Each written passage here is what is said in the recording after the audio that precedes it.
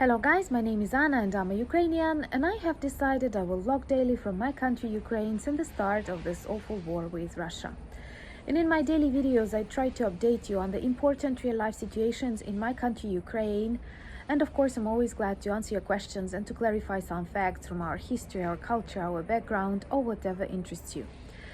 And as I'm sitting here on a terrace in this beautiful summer evening and wearing a hoodie, not because it's cold, but because hoodie gives me an illusion of safety. I don't know if you have something similar when some locations or drinks like tea or a hoodie give you a feeling of safety. It is always like that with me.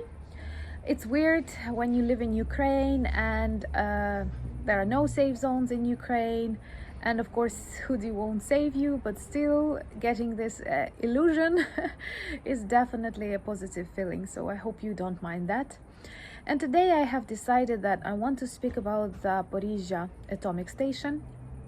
And of course, I'm not an expert in atomic stations, but to tell you the truth, maybe many Ukrainians are because of Chernobyl catastrophe.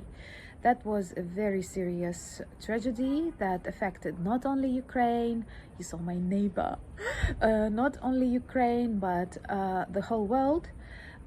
Because we still have the consequences of this tragedy, pollution, lots of abandoned places in Ukraine, and many families that went through the histories of deaths and disease that otherwise would be impossible. So I do believe that many Ukrainians, understanding that atomic energy is a clean one and maybe one of the most useful or like, I don't know, the ones that give more chances to various countries for development, but still many Ukrainians hate that or have this subconscious fear. I'm not saying it's correct, but that's the feeling that we get. So when during this war Russian orcs started threatening atomic stations, this is not just a fear, but this is a built-in perhaps also built-in fear that all Ukrainians have. And today the situation on Zaporizhzhia atomic station is really tragic. So what have I learned about it? It was built back in Soviet times with this fashion of building nuclear stations, and it is actually located not in the city of Zaporizhzhia but closer to the city of Enerhodar.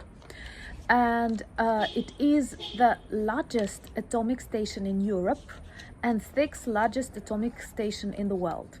So I guess I don't need to explain what can happen if something goes wrong on the territory of it.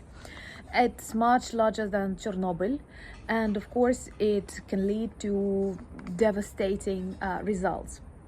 And also it produces a huge amount of energy, close to 4 billion kilowatts per hour.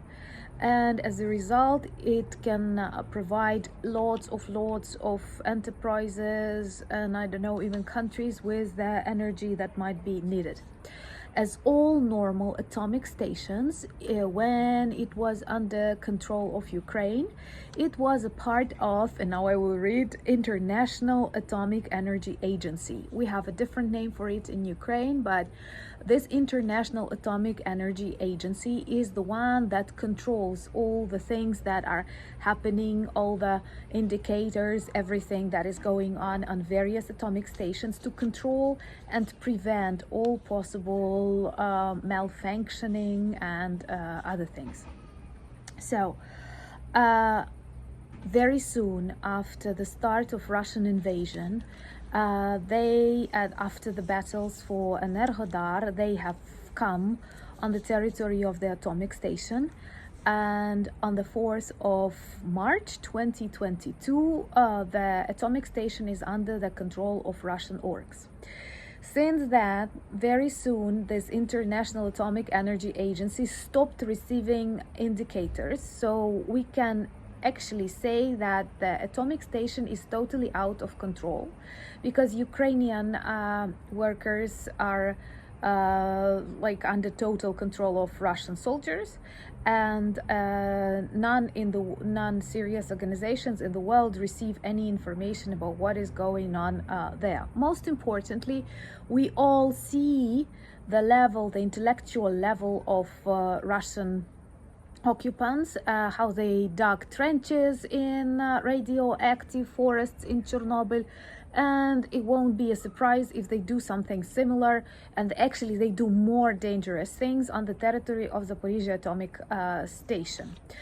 What is more tragic, many workers suffer from tortures, and some of them already died because of the orders that were given to them by Russian soldiers, and especially because they denied doing many of these orders. What is also dangerous, that Russian troops brought lots of weapons and lots of military technique, including cars, on the territory of the station, which has to be clean and protected from any kind of dangers. Also, there are shootings close to the territory that can either hit one of the objects of the station, or they can, for example, destroy the electricity on the territory of the station. That can also lead to some tragic consequences. And also, this International Atomic Energy Agency said that the station does not receive important supplies, and these supplies are vital for the normal functioning of the atomic station. So all of these problems are really serious and can be dangerous, because anything can go wrong. They have brought Rosatom workers to cooperate and to take away this station from the Ukrainian energetic system and bring it back to Russian energetic system. But now what bothers all of us, all of the normal people, because today they have spoken about the desire to blow up Zaporizhzhia atomic station. Well, I don't feel like it is 100% likely, because a bat was flying above me, because this might be like a death sentence for many people, not only in Ukraine, but also in Russia, and maybe more active actions against Putin's regime. But still, they threaten the world. And there was a quote, something totally ill, like, if it's not the Russian land, that let it be a desert. So we have to understand once again that Russia is a terrorist state, and not just a simple terrorist state, but a terrorist state with nuclear weapons. And to use nuclear weapons, you don't have to be a nuclear country.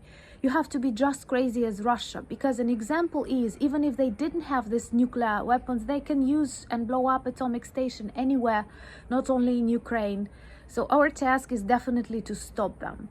Also, what I like is there a tendency in the world with various, how do you call that, automatic translation systems, to make and teach them substitute, instead of writing Russia, to write terrorist state. And that is funny, but at the same time very sad and very true, because I do believe, like, every war, every conflict has some red flags and red lines that cannot be crossed. And the fact that daily Putin and his regime threaten to use nuclear weapons, to blow up nuclear stations, to destroy infrastructure, to shoot other countries, to occupy other countries, demonstrating disrespect to whole world and all the rules that helped us survive after the Second World War, is a true danger and tragedy.